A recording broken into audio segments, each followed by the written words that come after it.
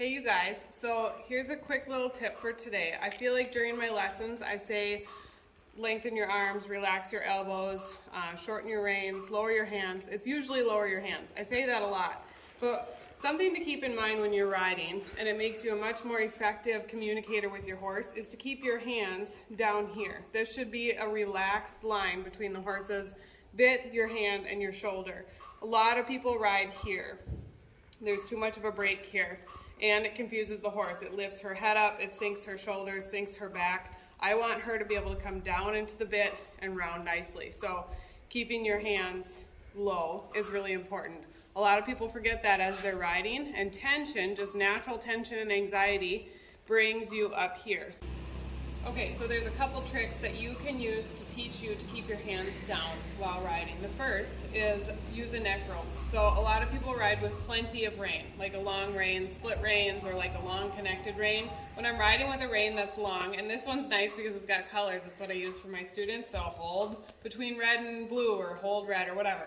But so that's one way, using colored reins. The second is if you have a lot of rein, whether it be a split rein or a long rein like this, and you find yourself continuing to lengthen your reins and then bringing up here, you know, it's no fun to have to pull all the way up here to get your horse to stop. You should be able to keep your communication with your horse right in here. So you have to remind yourself to shorten your rein.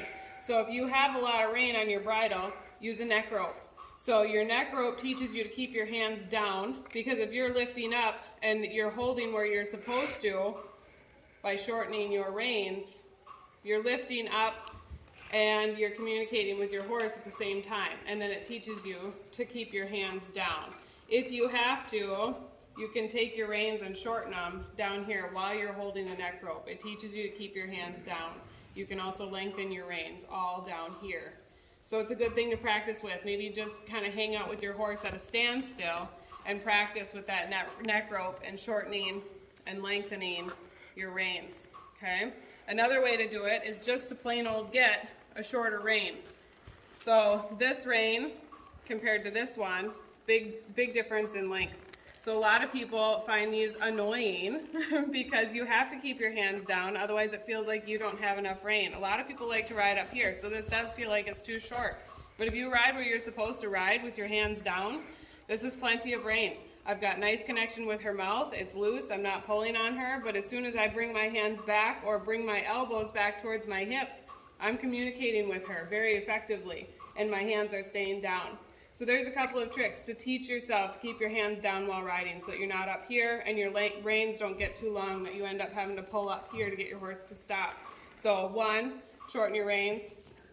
2, use colored reins. Or 3, practice with a neck rope.